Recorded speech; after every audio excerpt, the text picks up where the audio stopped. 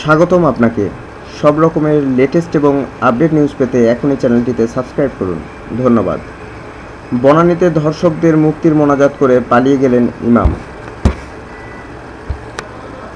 বহুল আলোচিত বনানীর রেইনট্রি হোটেলে বিশ্ববিদ্যালয় ছাত্রীকে ধর্ষণের অভিযোগে গ্রেপ্তারদের মুক্তি ও আপন জুয়েলার্সকে রক্ষায় কক্সবাজারে একটি মসজিদে বিশেষ মোনাজাত করানোর অভিযোগ উঠেছে ইমামের বিরুদ্ধে। জেলা শহরের বৈল্লাপাড়ার বাইতুস শরফ জামে মসজিদে শুক্রবার জুমার নামাজে এ ঘটনা ঘটে। নামাজে আসা লোকজন তাৎক্ষণিকভাবে ক্ষোভ প্রকাশ করে এর ব্যাখ্যা চাইলে ইমাম রিদওয়ানুল হক কিছু না বলে দ্রুত সেখান থেকে সটকে পড়েন বলে নামাজে অংশ নেওয়া কয়েকজন জানিয়েছে। জুমার নামাজে আসা মাহবুব কামাল সংবাদ মাধ্যমকে বলেন, নামাজ আদায় করার সময় আমি প্রথম কাতারে দাঁড়িয়েছিলাম। নামাজ শেষে ইমাম মাওলানা রিদওয়ানুল হক বিশেষ মোনাজাতের প্রস্তুতি নিচ্ছিলেন। এ সময় মসজিদটি ও বাইতুল সড়ক কমপ্লেক্সের মহাপরিচালক সিরাজুল ইসলাম চৌধুরী এগিয়ে গিয়ে ইমাম সাহেবকে কানে কানে কী যেন বলেন। এরপরই বিশেষ মোনাজাতে এ ঘটনা ঘটে। মাহবুব কামাল বলেন, ইমাম রিদওয়ানুল হক ঢাকার বনানীর রেইনট্রি হোটেলে দুই বিশ্ববিদ্যালয় ছাত্রীকে ধর্ষণ ঘটনায় গ্রেপ্তারদের মুক্তি এবং আপন জুয়েলার্সকে রক্ষার জন্য মোনাজাত শুরু করেন। এতে নামাজে আসা লোকজন প্রতিবাদ করে এর ব্যাখ্যা চাইলে ইমাম সাহেব দ্রুত মসজিদ থেকে সটকে পড়েন।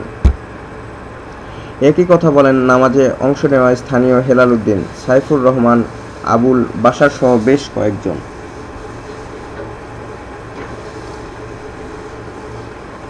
কক্সবাজার শহরে সুপরিসর 3 তলা বিশিষ্ট ঐতিহ্যবাহী বাইতুস শরফ জামে মসজিদে জুমার নামাজ আদায় করতে প্রতি শুক্রবার কয়েক হাজার মুসল্লি জমায়েত হন।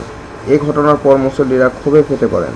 ক্ষুব্ধ আবুল বাশার বলেন, নামাজে অংশ নেওয়া মুসল্লিরা উত্তেজিত হয়ে ন্যাক্কারজনক এ ঘটনার প্রতিবাদ ও ব্যাখ্যা চাইলে ইমাম সাহেব দ্রুত সটকে পড়েন। পরে বাইতুস শরফ কমপ্লেক্সের মহাপরিচালক সিরাজুল ইসলাম চৌধুরীর কাছে এ ঘটনার প্রতিবাদ জানান এবং কারণ জানতে চাওয়া হলে বলে জানান বাশার। এ ব্যাপারে বক্তব্য জানতে ইমাম মাওলানা রিদওয়ানুল হকের মোবাইল ফোনে SMS পাঠিয়েও সাড়া পাওয়া যায়নি।